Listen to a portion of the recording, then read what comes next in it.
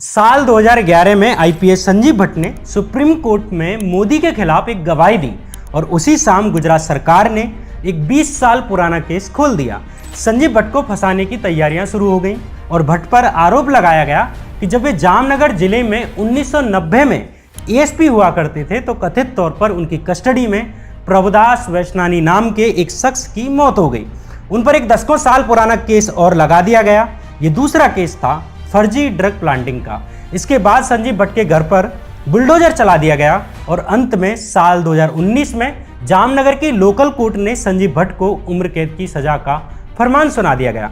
ये सब पुराने केस थे जिनमें संजीव भट्ट निर्दोष पाए गए थे। दो बार भाजपा सरकार आई, कोई दिक्कत नहीं रही, लेकिन जब सुप्रीम कोर्ट के आदेश पर गुजरात दंगों की दोबारा जांच हुई और साजिशों के खुलासे के लिए साल 2008 में एसआईटी का गठन किया गया और एसआईटी ने संजीव भट्ट को बुलाया तो संजीव भट्ट को निर्देश दिया गया कि सरकार के समर्थन में बोलना है।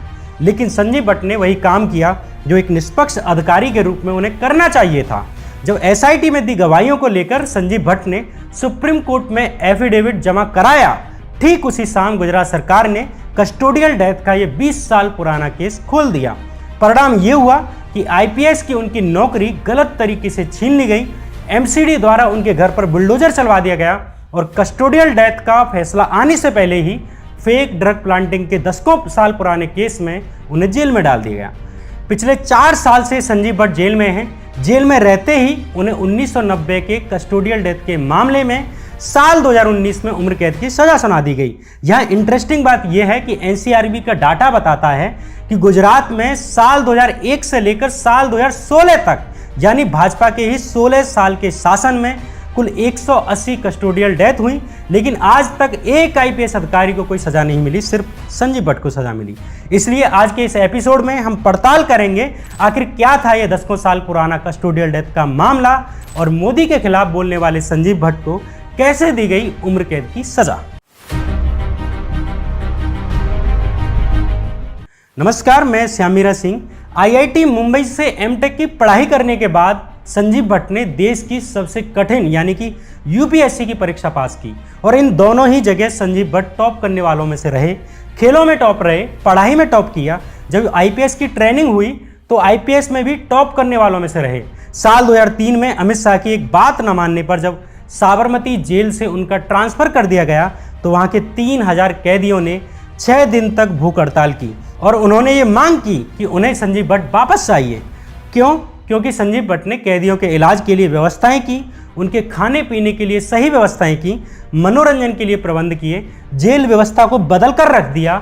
और जब संजीव भट्ट से पूछा गया कि साबरमती जेल के कैदी आपके ट्रांसफ़र के लिए भूख हड़ताल क्यों कर रहे हैं, तो संजीव भट्ट ने जवाब दिया कि मैंने कैदियों के साथ बस वही व्यवहार किया जो इंसानों के साथ किया जाना चाहिए। साबरमती जेल के कैदियों से भी इंसानी संवेदनाएं रखने वाले संजीव भट्ट के खिलाफ एक ऐसे कैदी की मौत का इल्जाम लगाया गया जिसकी मौत जेल में हुई नहीं, जिसकी मौत जमानत पर बाहर आने के बाद एक अस्पताल में हुई, वो भी मारपीट से नहीं बल्कि किडनी फेलियर के कारण। संजीव भट्ट को उस केस में सजा दी गई जिस केस में ये तथ्यात्मक रूप से प्रूव तक नहीं किया जा सका कि वो कैदी कभी एक भी दिन संजीव भट्ट की कस्टडी में रहा या उनकी टीम की कस्टडी में रहा। दरअसल साल 1988 में आईपीएस ज्वाइन करने के बाद 10 अक्टूबर 1990 में संजीव भट्ट को जामनगर में एएसपी के रूप में अपनी पहली पोस्टिंग मिली। एक जिले में सबसे बड़ा शीर्ष पुलिस अधिकारी एसपी होता है, लेकिन वो अकेले सभी चीज़ें हैंडल नहीं कर सकता, इसलिए जिले को कई हिस्सों में बांटा जाता है जिन्हें संभालने का जिम्मा एएसपी नाम के अधिकारियों को दिया जाता है। उसी तरह जामनगर जिला भी 3 हिस्सों में बटा हुआ था, एक शहरी, एक ग्रामीण और एक खंबालिया क्षेत्र इलाका।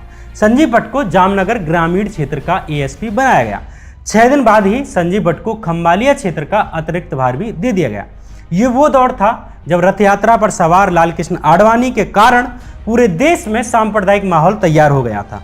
तभी आडवाणी की रथ यात्रा को बिहार में लालू प्रसाद यादव की सरकार के द्वारा रोक लिया गया। ऐसे ही आडवाणी की गिरफ्तारी के बाद देश के अलग अलग इलाकों में सांप्रदायिक हमले हुए, अल्पसंख्यक समुदाय के लोगों के घरों पर हमले हुए, दुकानों को जलाया गया। ऐसे ही 24 अक्टूबर 1990 के दिन जामनगर जिले में सांप्रदायिक हमले होने लगे। अल्पसंख्यक समाज के घरों और दुकानों को तोड़ा जाने लगा। उस वक्त खंबालिया क्षेत्र में विजिट करने के लिए आईपीएस संजीव भट्ट निकले हुए थे तभी पुलिस कंट्रोल से उन्हें विश्व हिंदू परिषद कार्यकर्ताओं के द्वारा किए जा रहे सांप्रदायिक हमलों के बारे में सूचित किया गया। उन्हें कहा गया कि जामनगर के शहरी क्षेत्र के एएसपी प्रवीण गोंडिया छुट्टी पर हैं, इसलिए आप शहर में आ जाइए सांप्रदायिक हिंसा को रोकने के लिए। तत्काल उन्हें जामनगर के शहरी इलाके का एएसपी का एडिशनल चार्ज दे दिया गया। संजीव भट्ट ने तुरंत ही दंगों को रोकने के लिए बंदोबस्त शुरू कर दिए। चूंकि राज्य भर में सांप्रदायिक हिंसा की घटना घट रही थी, इसलिए आईपीएस प्रवीण गोंडिया को छुट्टियों से वापस बुला लिया गया। साथ ही आईपीएस मोहन झा को भी उनकी मदद के लिए पोरबंदर से ट्रांसफर कर जामनगर भेज दिया गया। जामनगर शहरी इलाके के रेगुलर एएसपी के लौट आने के बावजूद संजीव भट्ट को जामनगर शहरी इलाके की 2 चौकियों के क्षेत्र पर नजर बनाए रखने के लिए कहा गया, जो दंगों के लिए संवेदनशील इलाके हुआ करते थे। इसी दौरान विश्व हिंदू परिषद और भाजपा ने 30 अक्टूबर के दिन भारत बंद का ऐलान कर दिया। संजीव भट्ट ने संवेदनशील इलाकों में गश्तियां लगाईं ताकि संभावित दंगों को रोका जा सके, लेकिन आडवाणी की रथ यात्रा रोके जाने के विरोध में हुए इस भारत बंद के दौरान देश भर में सांप्रदायिक दंगे शुरू हो गए। इसे लेकर संजीव भट्ट ने अपने बयान में कहा है कि जामनगर के कई इलाकों में हाईवे और ट्रैफिक जाम को जाम किया जाने लगा। तभी उन्हें कंट्रोल रूम से खबर मिली कि जमजोधपुर नाम की जगह पर एक मस्जिद में आग लगा दी गई है और सिचुएशन जो है आउट ऑफ कंट्रोल हो गई है। करीब 12:30 बजे संजीव भट्ट अपनी टीम के साथ जमजोधपुर इलाके पहुंच जाते हैं। जिले की बिगड़ती हालत को देखते हुए कलेक्टर ने जिले में धारा 144 लगा दी। संजीव भट्ट के अनुसार मेरी पहली जिम्मेदारी उन लोगों को नियंत्रण में लाना था जो दुकानों को जलाने में और हिंसा फैलाने में लगे हुए थे, और धारा 144 को लागू करना मेरी पहली प्राथमिकता थी। इसलिए आवश्यक फोर्स तैनात की। 13 अलग अलग स्थानों पर आंसू गैस का प्रयोग किया गया और 30 दिसंबर 1990 के दिन यानी सेम दिन संजीव भट्ट के अनुसार सड़कों और रास्तों से दंगाइयों को हटाने के बाद मैं 1:30 बजे जमजोधपुर पुलिस स्टेशन पहुंचा, जहां मुझे लोकल पुलिस ने बताया कि 15 अलग अलग सांप्रदायिक घटनाओं को देखते हुए टाड़ा कानून के तहत एक एफआईआर रजिस्टर की गई है और 133 लोगों को अरेस्ट किया गया है जो सांप्रदायिक हिंसा में शामिल थे। ये गिरफ्तारियां सुबह के 9:30 बजे से लेकर 12:30 बजे के बीच में हुई थी। संजीव भट्ट ने लोकल कोर्ट के आगे अपने लिखित बयान में कहा है कि मुझे सीपीआई बमबाद KN पटेल और पीएसआई मिस्टर ठाकुर ने बताया कि पुलिस को दंगाइयों पर नियंत्रण पाने के लिए आवश्यक बल का इस्तेमाल करना पड़ा था। कुछ दंगाई कुछ दुकानों में आग लगाकर भाग रहे थे, जिसके कारण कुछ को मामूली इंजरी भी आई है। इसके बाद मैं investigation officer CPI KN Patel के साथ दंगा प्रभावित क्षेत्रों में गया। जिले के अलग अलग हिस्सों में आवश्यक बल बुलाकर क्षेत्र में मार्च किया और करीब 3:30 बजे जेल के कलेक्टर IAS हरि भाई पटेल भी वहां पर आए। उन्हें भी मैंने पुलिस के द्वारा दंगे नियंत्रण करने के लिए जो कार्रवाइयां की गई हैं उनको लेकर ब्रीफ किया और इसके बाद DSP TS बिष्ट के साथ करीब 7 बजे जमजोधपुर पुलिस स्टेशन वापस लौट आया। इसके बाद दंगा पीड़ितों के बयान लिए और उन्हें वेरीफाई किया। तभी मुझे जमजोधपुर पुलिस स्टेशन ने वायरलेस पर कहा कि IPS मोहन झा ने मुझे एक मैसेज भेजा है जो उन्हें गृह मंत्री ने निर्देशित किया है। इस मैसेज में लिखा था, माननीय गृह मंत्री जी की सूचना के आधार पर आज के दिन जमजोधपुर में जो केस दर्ज किए गए हैं उन अपराधों में टाड़ा की धारा नहीं लगाई जानी चाहिए और इस बात की जानकारी रखी जाए। संजीव भट्ट के अनुसार ये एक इलीगल ऑर्डर था, साथ ही भेदभावपूर्ण भी था, क्योंकि जहां मुस्लिम आरोपी होते थे वहां भी टाड़ा लगाया जाता था। ये मैसेज मिलने के बाद मैंने IPS मोहन झा को वायरलेस पर सूचित किया कि जो आगे केस रजिस्टर किए जाएंगे उनमें टाड़ा नहीं लगाया जाएगा, लेकिन जो केस दर्ज हो चुका है उसमें से टाड़ा नहीं हटाया जाएगा और वो जारी रहेगा। संजीव भट्ट ने लोकल कोर्ट में कहा कि मैं 12:30 बजे पुलिस स्टेशन पहुंचा था और मुझसे पहले ही 133 दंगे के आरोपियों को लोकल पुलिस के KN पटेल, PSI ठाकुर और महाशंकर जोशी की टीम ने अरेस्ट कर लिया था और मेरे और अन्य पुलिस अधिकारियों के ऊपर जो बाद में केस लगाया गया है वो राजनीतिक बदला लेने के लिए एक क्लासिकल केस है, क्योंकि जनता दल के मुख्यमंत्री रहे चिमन भाई पटेल और गृह मंत्री नरहरि अमीन दोनों ही पटेल समुदाय से आते थे और 1 नवंबर 1990 को यानी घटना के 2 दिन बाद ही गुजरात विधानसभा में विश्वास मत पारित होने जा रहा था, जिसमें कि उन्हें अपनी सरकार को बचाने के लिए कांग्रेस और भाजपा दोनों के ही पटेल विधायकों की समर्थन की जरूरत थी। चूंकि अधिकतर दंगे के आरोपी पटेल समुदाय से आते थे और मैंने टाड़ा हटाने से इनकार कर दिया था, इसलिए गृह मंत्री और मुख्यमंत्री दोनों को खुन्नस हो गई। दंगे के 133 आरोपियों को बाद में लोकल थाने में ही रखा गया। और गिरफ्तारी के अगले दिन ही उन्हें इन 133 आरोपियों को लोकल कोर्ट के सामने पेश किया गया, जहां से कोर्ट ने उन्हें 7 दिन के लिए जुडिशियल कस्टडी यानी कि न्यायिक हिरासत में जामनगर की जेल में भेज दिया। यानी वे अब लोकल पुलिस की कस्टडी से जुडिशियल कस्टडी में आ गए, जिसकी जिम्मेवारी जेल पुलिस की होती है, जिससे संजीव भट्ट का दूर दूर से नाता नहीं है। यानी ये जो पूरा एक मामला है, पूरा सिर्फ एक दिन का मामला है। जब लोकल कोर्ट ने इन 133 दंगे के आरोपियों को जुडिशियल कस्टडी में भेज दिया तो 1 हफ्ते तक ये जेल में रहे।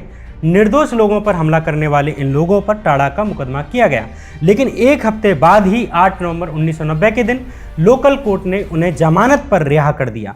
इन्हीं 133 दंगे के आरोपियों में से एक थे प्रभुदास वैश्नानी और उनके भाई रमेश वैश्नानी, जिन्हें लोकल पुलिस के द्वारा अरेस्ट किया गया था। ना तो इन्होंने लोकल कोर्ट के सामने जब इन्हें पेश किया गया था तब शिकायत की कि पुलिस ने हमारे साथ कोई टॉर्चर किया गया है। हालांकि मामूली चोट वाले 7 दंगे के आरोपियों को लोकल कोर्ट ने ट्रीटमेंट के लिए भेजा भी था, लेकिन मजिस्ट्रेट के सामने इन दोनों भाइयों ने चोट के बारे में नहीं कहा। जेल में जाते वक्त और जेल से छोड़ने के वक्त भी इन्होंने किसी टॉर्चर या चोट की शिकायत नहीं की। जेल से आने के बाद 12 नवंबर के दिन प्रभुदास वैश्नानी को स्वास्थ्य कारणों से अस्पताल ले जाया गया। अस्पताल के दौरान भी संजीव भट्ट के खिलाफ उनके और उनके परिवार के द्वारा कोई शिकायत नहीं की गई, लेकिन 18 नवंबर के दिन राजकोट के एक अस्पताल में इलाज के दौरान प्रभुदास वैश्नानी की मौत हो जाती है। यानी जमजोधपुर पुलिस के द्वारा की गई गिरफ्तारी के 20 दिन बाद जाकर प्रभुदास वैश्नानी के हॉस्पिटल रिकॉर्ड्स और पोस्टमार्टम रिपोर्ट में किसी भी बाहरी और आंतरिक चोट या टॉर्चर की बात नहीं आई है। प्रभुदास वैश्नानी की मौत का कारण किडनी से संबंधित रब्डोमाइलोसिस बीमारी को माना गया, यानी किडनी फेलियर से प्रभुदास वैश्नानी की मौत का कारण माना गया। लेकिन रब्डोमायोलिसिस का कारण क्या रहा होगा, इसे लेकर अलग अलग ओपिनियन है। प्रभुदास वैश्नानी का परिवार और उनका भाई राजनीतिक रूप से विश्व हिंदू परिषद आदि से जुड़े हुए थे। प्रभुदास वैश्नानी के परिजनों ने आरोप लगाया कि संजीव भट्ट और अन्य पुलिस कर्मियों के टॉर्चर के कारण ऐसा हुआ है। टॉर्चर के कारण ही उनकी किडनी फेल हुई है। चूंकि प्रभुदास वैश्नानी विश्व हिंदू परिषद के कार्यकर्ता थे और उस वक्त राज्य में गैर भाजपाई सरकार थी, इसलिए इस मामले ने राजनीतिक तूल पकड़ना शुरू कर दिया। और मुख्यमंत्री चिमन भाई पटेल भी पटेल समुदाय को नाराज नहीं करना चाहते थे, इसलिए इस मामले की जांच का जिम्मा CID क्राइम अहमदाबाद को दे दिया गया कि क्या वाकई पुलिस के टॉर्चर के कारण ही प्रभुदास वैश्नानी की मौत हुई है या किडनी फेलियर से हुई है। CID क्राइम ने प्रसिद्ध नेफ्रोलॉजिस्ट और पद्मश्री सम्मान से सम्मानित किडनी के डॉक्टर HL त्रिवेदी को सभी मेडिकल रिपोर्ट्स, ट्रीटमेंट पेपर्स और पोस्टमार्टम रिपोर्ट भेजी, लेकिन HL त्रिवेदी ने ओपिनियन दिया कि प्रभुदास वैश्नानी की मौत टॉर्चर या चोट से नहीं हुई है। इसके अलावा प्रभुदास वैश्नानी के शरीर पर आंतरिक और बाहरी दोनों ही रूप से चोट के निशान नहीं पाए गए। CID ने जब जमजोधपुर के इंस्पेक्टर जिसने कि प्रभुदास वैश्नानी और अन्य अराजकता फैलाने वालों को अरेस्ट किया था, उनसे पूछताछ की तो उसने भी कन्फर्म किया कि किसी भी पॉइंट पर प्रभुदास वैश्नानी या अन्य किसी आरोपी को संजीव भट्ट या उनकी टीम को नहीं सौंपा गया था।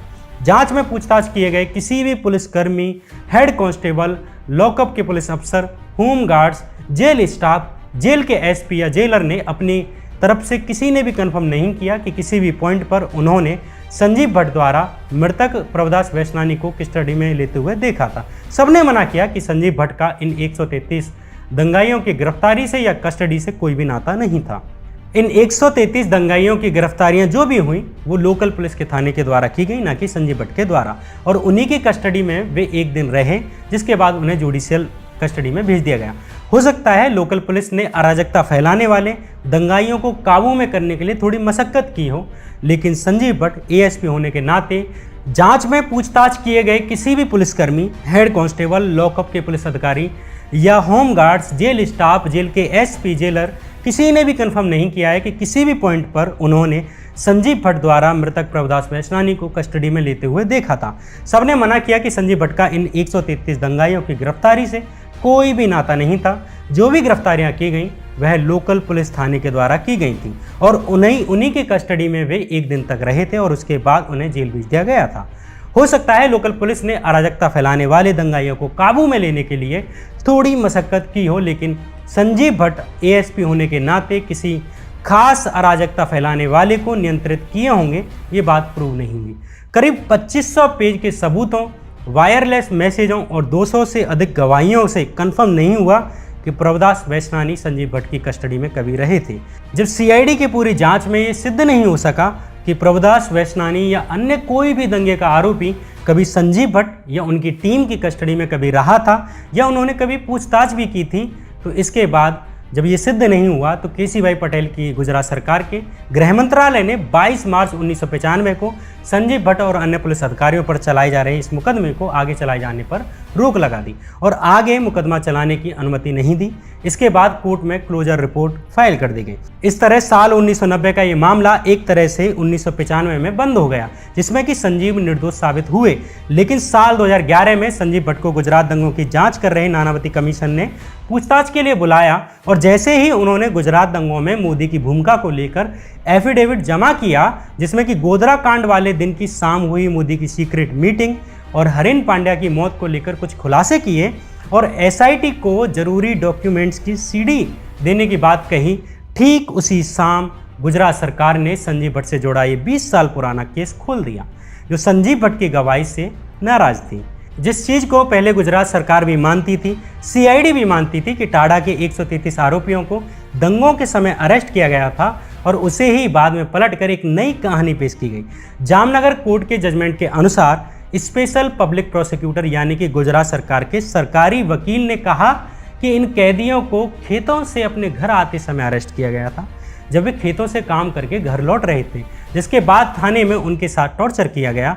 इससे भी अधिक इंटरेस्टिंग बात यह है कि इस केस में लगभग सभी गवाहियाँ ओरल गवाहियाँ थी, यानी कि मौखिक तौर पर दी गई गवाहियाँ थी। जामनगर के लोकल कोर्ट के जजमेंट के अनुसार सरकारी वकील ने कहा कि जिस वक्त एक आरोपी को घर से ले जाया जा रहा था, उस वक्त उसकी पत्नी ने पुलिस को रोकने की कोशिश की, जिस पर कि आरोपी पुलिस ने कहा कि आज से हम ही तुम्हारे पति हैं।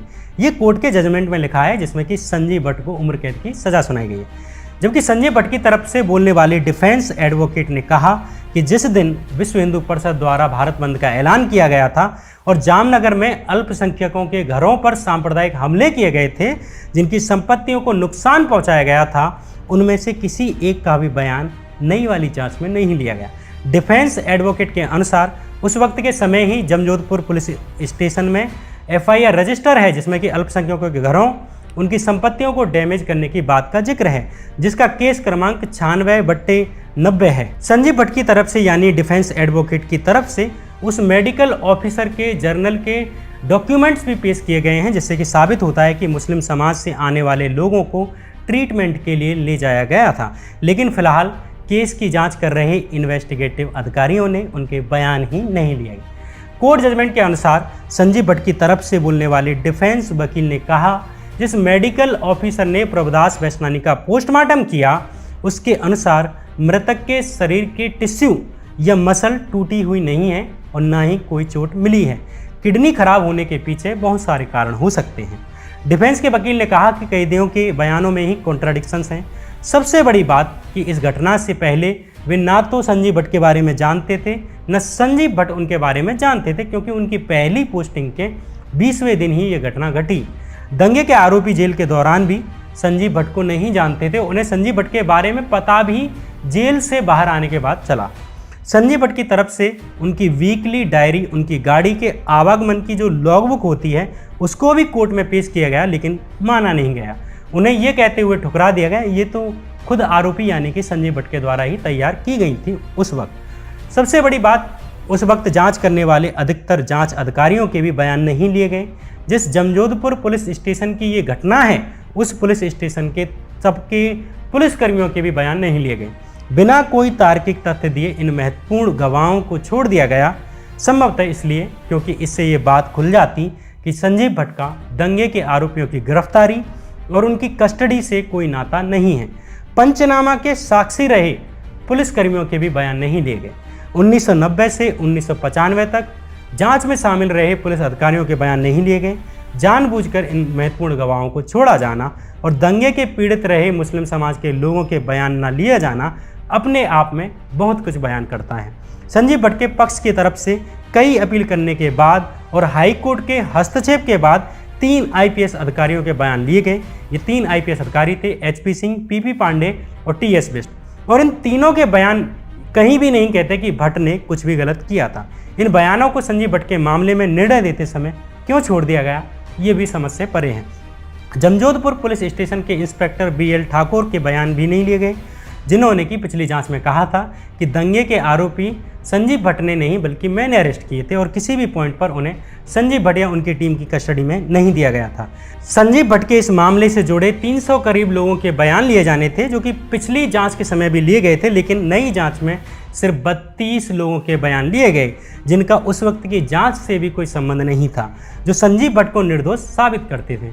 अधिकतर बयान उनके ही लिए गए जिन्हें दंगों के आरोप में टाड़ा के अंदर जेल में बंद किया गया था।